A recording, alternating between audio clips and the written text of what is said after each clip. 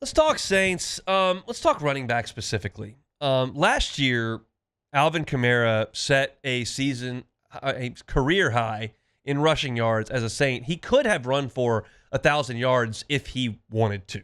Essentially, the Saints decided they didn't want to push the envelope for a fledgling team down the stretch for a veteran running back who they just signed to a 2-year extension, who was beat up all year. But if they wanted to, they could have fed him the football a little bit more, and he would have run for 1,000 yards last year. But I think the Saints would like to ease his workload a little bit this year. I think that stands to reason. Alvin Kamara is 30 years old. He's got a lot of wear and tear on him from the NFL. Still a productive player. Maybe not quite the player he once was, but still very productive. Tough as nails, versatile, able to catch the ball exceptionally well. And they got to block better for him. But this is not really an Alvin Kamara segment here. This is a segment about who's next. And I was listening to After Further Review yesterday, Matt's show that follows me here, and he had Jeff Duncan on. And Jeff Duncan, who's covered the Saints for a quarter century, said he thought the biggest position battle on the team was the backup running back. Most hotly contested, most questioned battle on the team, outside of quarterback, obviously. And he said he doesn't think that's a good thing.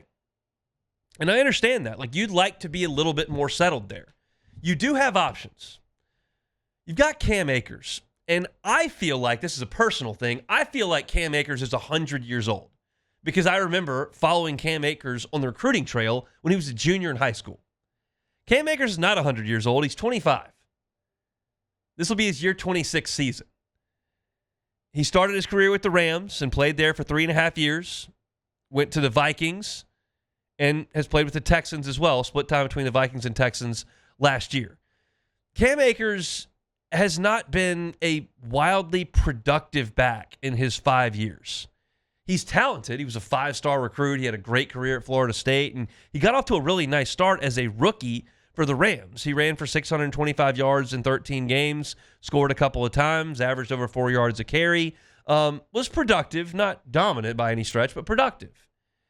And he had his run there, and then he went to Minnesota, and I would suggest that was a mediocre run there of 6 games in the first season he was there.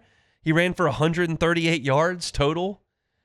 And then you go to Houston this past year and you start a couple of games and you carry the ball 40 times for 147 yards and a touchdown. He's only scored 13 times. At this point, he's kind of a journeyman, but he's not old. So he's a proven professional. You know he can play the position. Is he going to be a star? No. Clyde Edwards-Helaire is another guy we've known around here for a very long time, since he was in high school.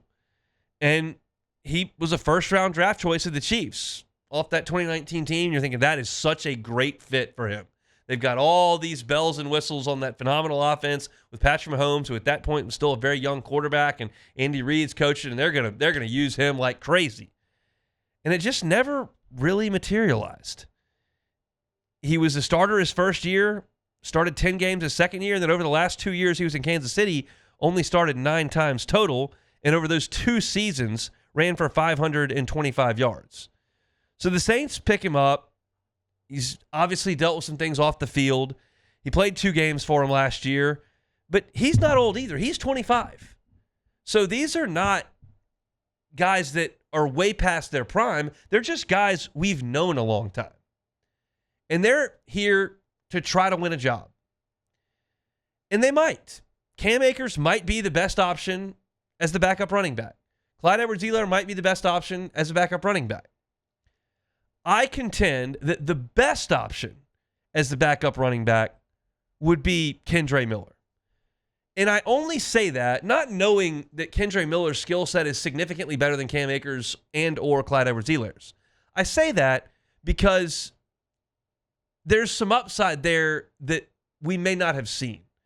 My contention is, at this point in Clyde Edwards-Helaire's career and Cam Akers' career, you kind of know what they are. They're middling backs in the NFL, which is a heck of a career accomplishment to hang around in the NFL for 5, 6, 7 years. But they haven't been difference makers. They've had multiple stops in their career. There's no cushier spot to play than Kansas City, and Clyde just never really found a groove there. So I don't feel like there's a lot of upside with either of them. With Kendre Miller, there is, because we haven't seen him. You know, he started 2 games in 2 years as a Saint. He's only played in 14. He scored 2 touchdowns on the ground, none receiving. He's caught the ball 15 times in 19 targets. He's rushed it 80. His average yards per carry is 3.8. There is upside in Kendre Miller in multiple ways. One, he hasn't played a lot. And 2, when he has played, the Saints' offensive line has been a mash unit. They have not stayed healthy at all the last 2 years up front. And those are Kendre Miller's only 2 years in the NFL.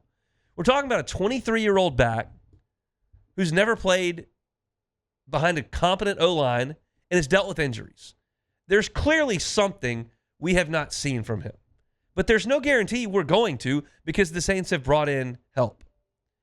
So to me, if you're talking about players that have a chance to be on the next really good Saints team, which is the theme of my entire coverage of this franchise right now, who can be on the next great team?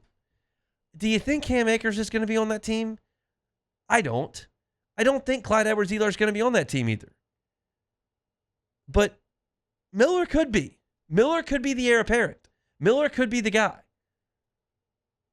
We haven't seen anything to suggest he will be, but we've seen so little that it stands to reason there may be more. So to me, as I watch this battle unfold and I watch them go through reps at camp, I want to see Kendre Miller emerge. And it's possible.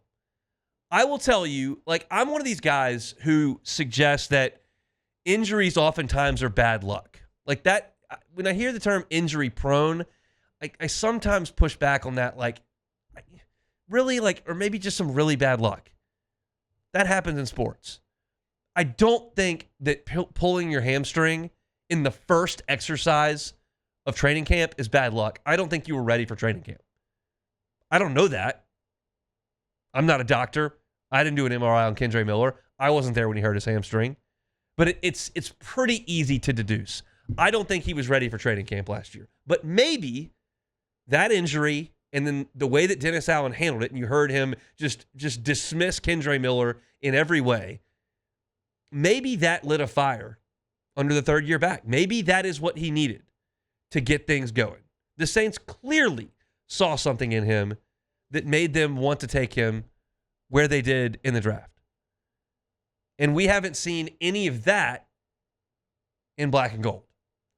So to me, I look at Kendre Miller and I go, okay, you've got 2 guys in here that are looking to take your job and get you cut. That's why they're there. I hear Hester talk about that all the time. When somebody comes to the facility and they're working out or they're in training camp, their job is to make sure you get cut. And maybe there's a fire under him that's going to allow that breakthrough that we've been waiting on. Because if he does, that is a big positive for this team.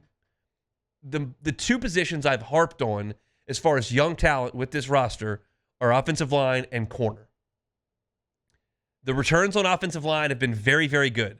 Fuaga had a great year last year. They really like what Kelvin Banks looks like a week into camp. Looks like Kool-Aid McKinstry's really turning heads out at corner. You're starting to see some things. Quincy Riley's made a couple plays. I'm ready for that report to come out on running back with Kendre Miller. Maybe Devin Neal is the guy. I wouldn't push back against that completely.